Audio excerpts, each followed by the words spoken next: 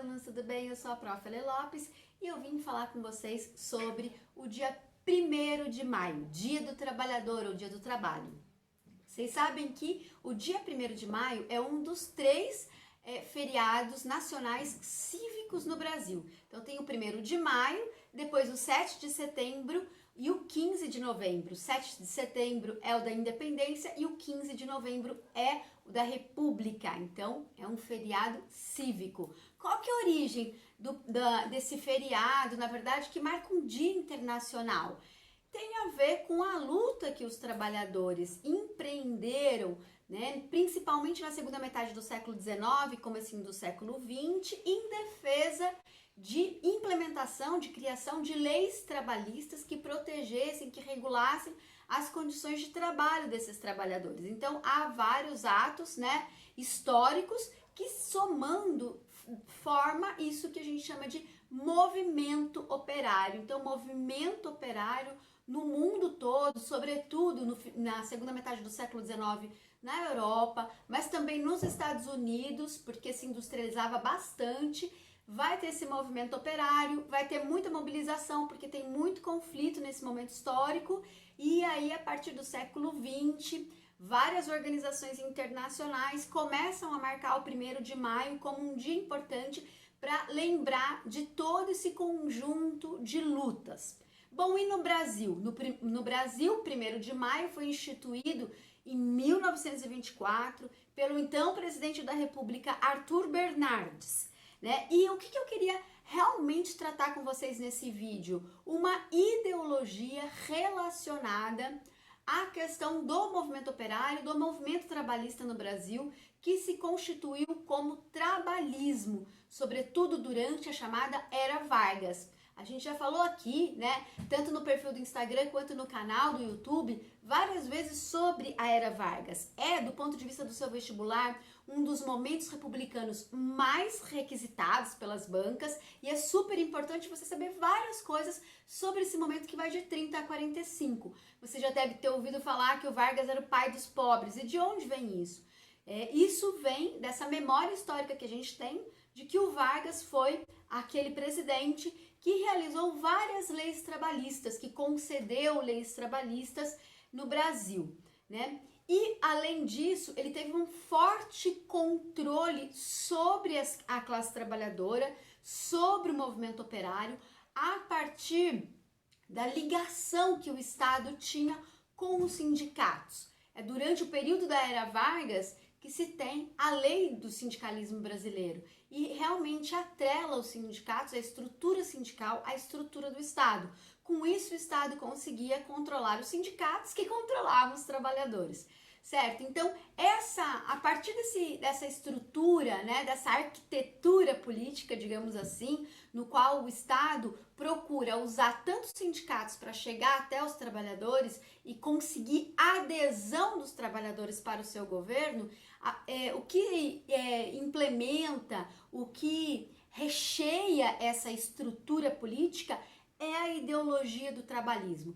Portanto, o trabalhismo seria uma ideologia na qual a ideia de que o trabalho enobrece o homem, de que o trabalhador tem lugar no Estado, de que o Estado vai ouvir os trabalhadores, que entende esses trabalhadores como parte da construção do país, isso era absolutamente inovador, né? Por quê? Porque no Brasil, por mais que a lei do 1º de maio tenha sido criada já no Arthur Bernardes, e anote aí, várias leis trabalhistas também já tinham sido criadas e implementadas antes do governo do Getúlio, né? Então, por exemplo, antes ou durante a lei do Getúlio. Por quê? A CLT, que é a Consolidação das Leis Trabalhistas, né, ou seja, que junta todas as leis num único código, ela é de 1943, né, mas antes disso algumas leis já vinham sendo implementadas, mesmo antes do governo do Getúlio. Então, apesar disso, o governo do Getúlio Vargas foi aquele que melhor conseguiu dialogar com esses trabalhadores e trazê-los para o diálogo político, enobrecendo discursivamente aquela atividade que é uma atividade que praticamente todo mundo faz, que é o que? Trabalhar. Só que trabalho já não era mais visto como algo inferior e tampouco o trabalhador como um ser subserviente, né? No Brasil, culturalmente, a gente teve durante muito tempo, e às vezes ainda tem, aquela noção de trabalho e de trabalhador como um indivíduo inferior, sobretudo se ele estiver realizando tarefas do mundo do trabalho que são tarefas menos remuneradas ou que precisam de menos formação para poder realizar.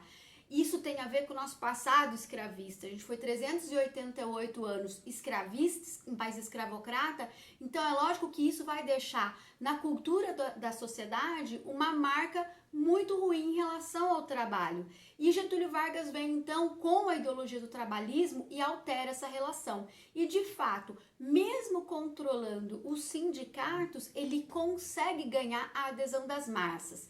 Por quê? Porque tem toda essa ideologia do trabalhismo, mas também a ideologia não está separada de medidas concretas, o que faz com que o trabalhismo não seja meramente populismo, porque não se trata de discurso vazio, de retórica no palanque, na frente do palácio ou em algum grande evento. Não, é uma ideologia, é um discurso que vem acompanhado de uma série de medidas concretas, que anote, não é exclusivamente do Getúlio Vargas, mas ele aproveita isso politicamente para ganhar a adesão das massas. Essa distinção entre trabalhismo e populismo já foi feito principalmente pela professora Ângela Maria de Castro Gomes, que ela escreveu um livro chamado A Invenção do Trabalhismo, e também pelo professor Daniel Arão Reis. Anotem aí.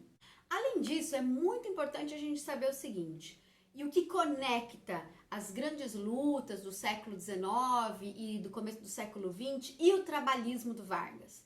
A ideia de controle do movimento operário mesmo, porque vamos lembrar, em 1917 no Brasil, houve o que a gente chama de primeira grande greve geral, então foi uma grande mobilização dos trabalhadores, porque o Brasil vinha se industrializando desde a década de 10, né? É verdade que o Getúlio Vargas é que vai ter um projeto depois de nacional, desenvolvimentismo, de acelerar essa industrialização por meio do nacionalismo. Agora, a indústria ela vinha se desenvolvendo e, portanto, a classe trabalhadora sem direitos vai lutar. Então, também existia a intenção no trabalhismo não só de conseguir a adesão dos trabalhadores para os planos do governo, mas também, sobretudo, de manter este movimento dos trabalhadores sob controle para que ele não realizasse aquilo que o movimento dos trabalhadores, de um modo geral no mundo, realizavam de maneira bastante radical,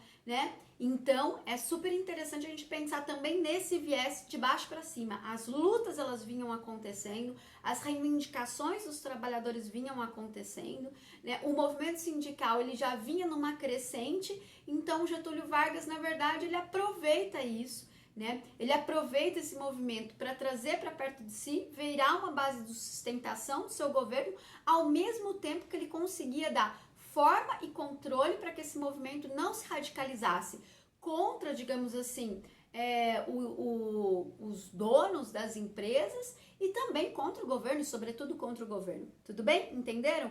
Isso é, de certa forma, para o período entre 30 e 45, bastante eficiente, né?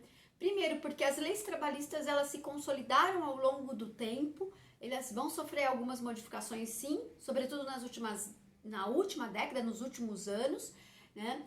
Elas serão questionadas e algumas delas alteradas, e o trabalhismo também, porque de certa forma ficou na memória social essa coisa do Vargas como pai dos pobres, ou então do trabalhismo como um elemento fundamental. O fato é que dali para frente, do Vargas para frente, nenhum outro político vai conseguir fazer política no Brasil sem se direcionar às massas trabalhadoras, sem fazer promessas a elas e, sobretudo, sem contar com o voto desses grupos para poder ganhar as eleições, tá bom, gente? Então, essa é minha contribuição para o 1º de maio. Anote aí, tem muito conceito, muita referência e é um período que despenca na sua prova. Bons estudos, um beijo, tchau! 0696, mas eu não posso.